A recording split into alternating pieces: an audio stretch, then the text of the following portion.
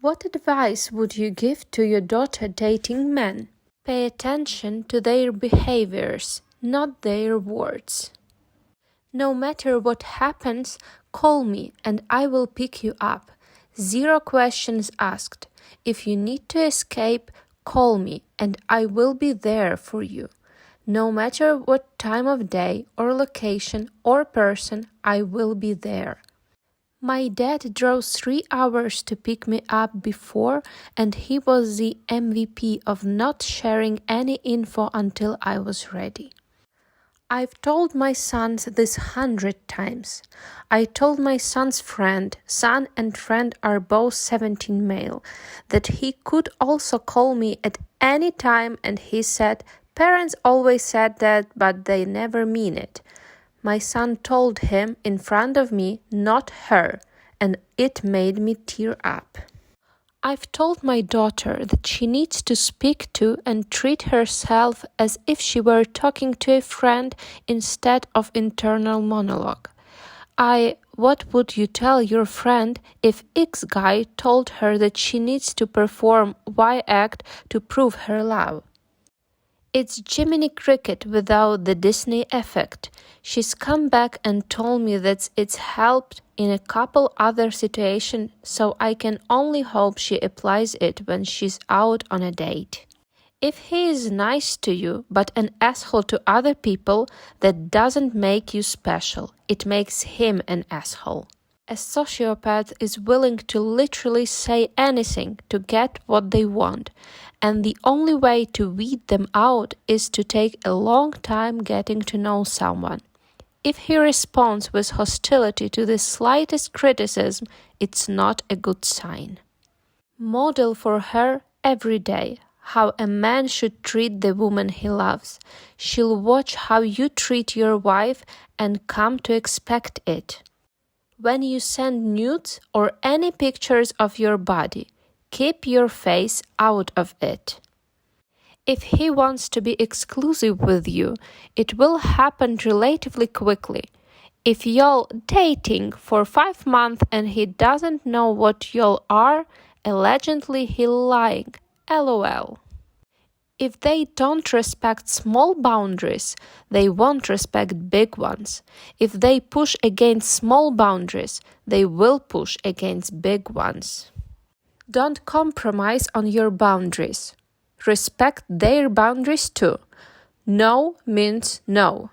If you tell them to wear a condom, they need to respect that.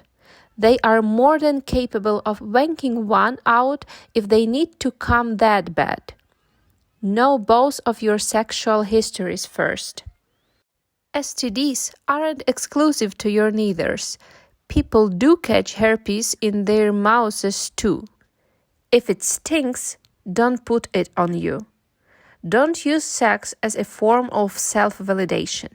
Do it because you want to, not to feel wanted. Always pee after, both genders. Oil-based lubes are known to cause issues with condoms and toys. Make sure the lube being used is safe to use. Don't go from anal to any other hole without properly cleaning it. Communicate. If you don't like something, tell them. If you do like something, tell them. Unless he's never masturbated, he knows when he's about to come. Unless you're ready to commit to a baby, make sure he understands that it's not okay to come in you. Don't flush condoms. If he wants to have a relationship, you will be exclusive and officially in a relationship very quick. If he doesn't commit, he is just there for the sex.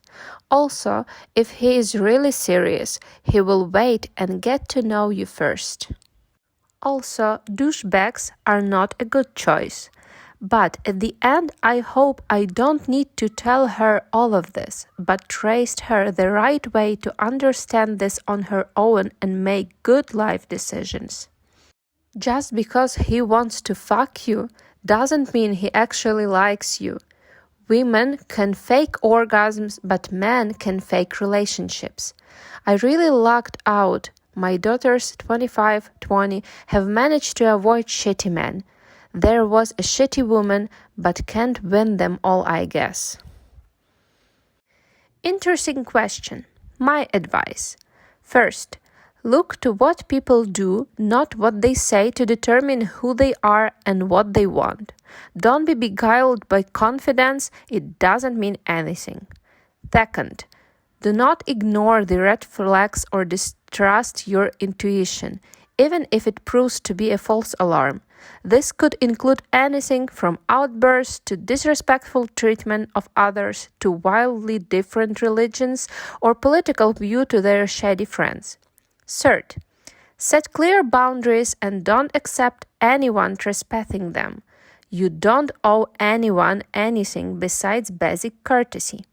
Fourth, be selective and don't idolize potential partners. Stay realistic. I know easier said than done. Fifth, there is no such thing as love at first sight, only lust. Love is a gradual realization forged through time and consistency, and it's steeped in deep respect, not butterflies and tingles. Sixth, the right person won't take you on emotional roller coasters, just repeated positive experiences that leave you feeling better about yourself. Seventh, don't underestimate the lengths to which men will go to get their dick ridden. Some will immediately lose interest after you've slept together. Eighth, don't be afraid to make the first move and make it known if you're interested in a guy, and tell your friends to do the same. Ninth, relationships take hard work, but they shouldn't just feel like hard. 10th, if someone is willing to cheat with you, they will be willing to cheat on you. Don't date someone with a history of cheating or abuse. Maybe they have changed their ways, but it's not worth the risk. 11th, you don't need to have common interests per se for a sustainable, healthy relationship, but you do need to take an interest in their life and vice versa. 12th, if he violates you, let me know, and I will go to Liam Neeson on him. I would just tell her to stand up for herself, never do anything she doesn't want to, and to tell me if there is anything she doesn't understand or if anything bad happens. I wouldn't expect to control her relationships because kids are crazy and do as they want. Would just make sure that she has a safety net. As a general rule, don't be with anyone, friends or otherwise, who don't make you feel good about yourself.